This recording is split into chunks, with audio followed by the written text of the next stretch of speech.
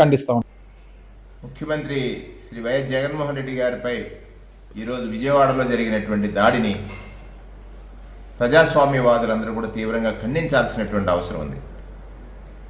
ప్రజాస్వామ్యంలో ప్రజల కోసం పనిచేసేటువంటి పాలకుడి పైన దాడులు చేయించేటువంటి ఒక విష సంస్కృతికి ఈనాటి ప్రతిపక్షాలు పాల్పడుతున్నాయని, ప్రధానంగా ప్రతిపక్షాలను ఎందుకు కోట్ చేస్తున్నానంటే, ముఖ్యమంత్రి గారు ఏ జిల్లా పర్యటనకు వెళ్ళినా సెక్యూరిటీ చాలా ఎలర్ట్ అయ్యి ఆయన సెక్యూరిటీ కోసం పలు చర్యలు తీసుకునేవారు.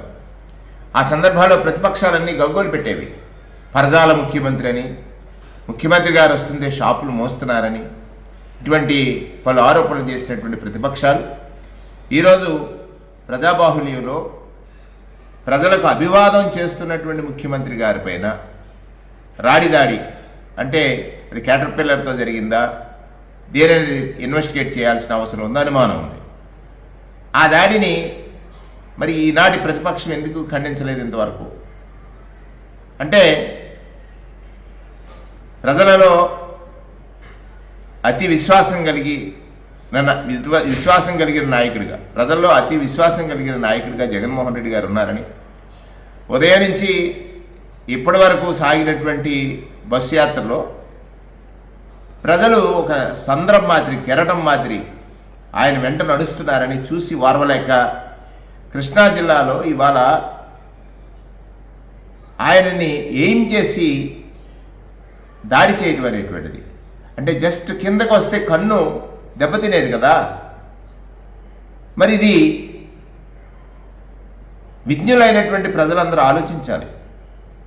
ఆయన ఒక పేదల కోసం పనిచేసే ముఖ్యమంత్రిగా, పేదల అవసరాలు తెలుసుకున్న ముఖ్యమంత్రిగా, పేదల అవసరాలు పేదలకు తెలిసినా తెలియకున్నా ఆయనకి తెలుసు.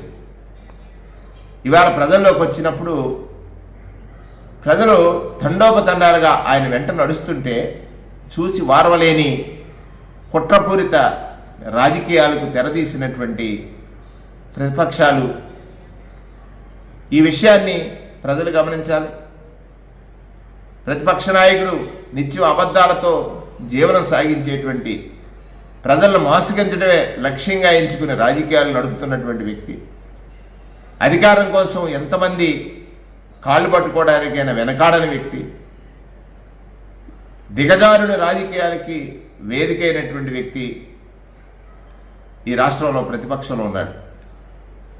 వారు ఈ చర్యలకు పాల్పడటం అనేటువంటిది ప్రజాస్వామ్యవాదులందరూ తీవ్రంగా ఖండించాలని, నేను స్పష్టంగా ఇది తీవ్రమైనటువంటి చర్య, ఖండించాల్సినటువంటి బాధ్యత ప్రతి పౌరుడిపైన ఉందని నేను ఈ సందర్భంగా తెలియజేస్తాను.